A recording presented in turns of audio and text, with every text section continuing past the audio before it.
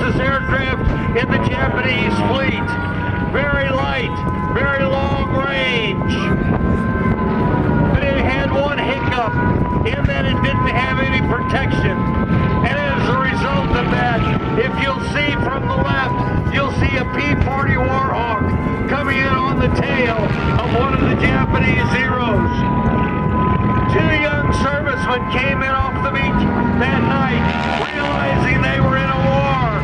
Ken Taylor and George Welch got their P-40 Warhawks off of Haleiwa. They only had 30 caliber guns in the wings, and between the two of them, they shot down 5 of the invading forces on that December the 7th morning, 1941.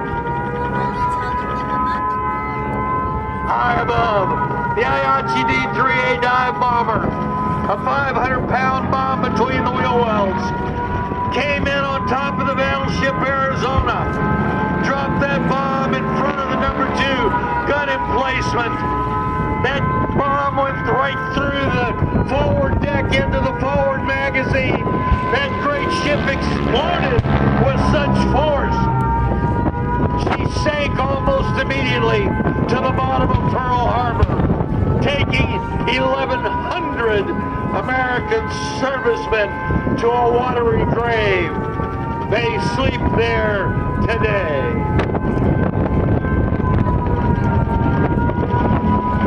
The Nakajima B-5N Kate, a specially designed torpedo to run shallow in the water at Pearl Harbor.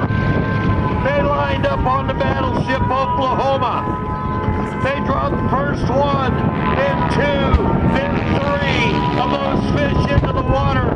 The Arizona, the Oklahoma, rolled over on her side. It was Christmas before they finally got the last bodies out of the Oklahoma. She never fought again.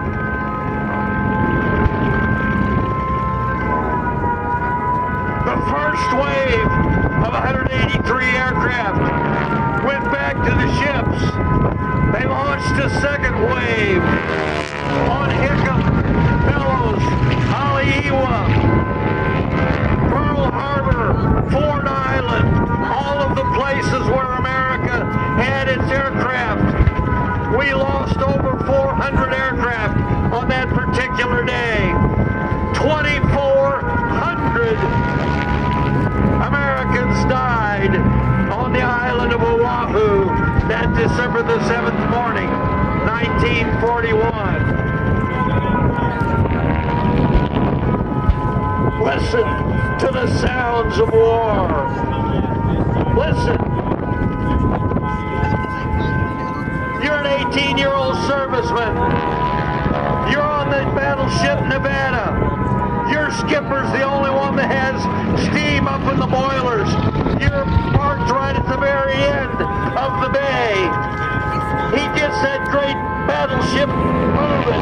He starts toward the opening, and the water's going out into the Pacific out of Pearl Harbor. But the invaders are all over him. They're like bees on a honey pot on that December the 7th morning. And he had to beach that great ship on Hospital Point to keep it from being sunk in the entrance to Pearl Harbor, preventing anybody from getting in and out.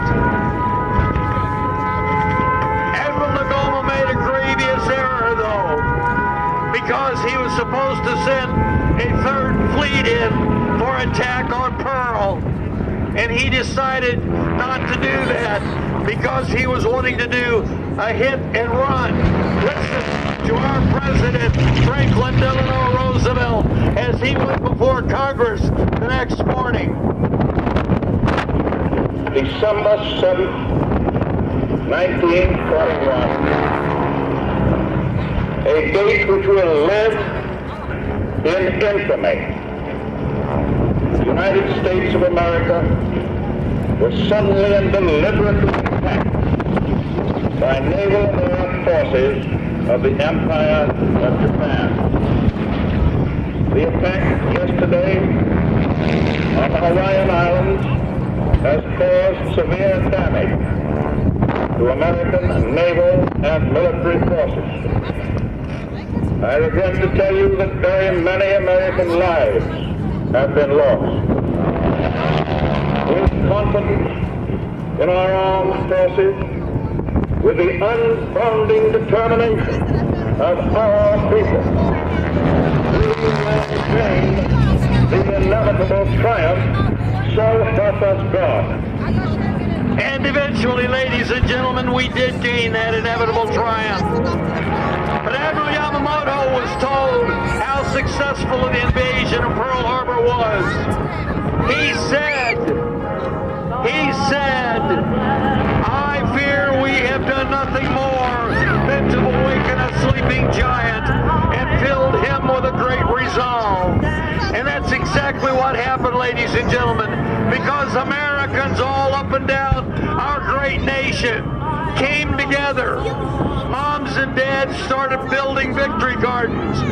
9-year-old boys were pulling their red wagons through the neighborhood, and they were picking up steel and aluminum and all of the things that was needed in the factories throughout America to put together those things that our troops need to handle to fight against the Axis powers. Listen to me. Whether it's World War I, or II, or Korea, or Vietnam, or Panama, or the Persian Gulf, or Afghanistan, or Iraq, it is the young men and women who put on the uniform of this great nation, carrying our flag into battle. They are the ones that allow us to be the greatest free nation in the world. Do you believe that, Lancaster, Pennsylvania? Let them hear you all the way out to Edwards.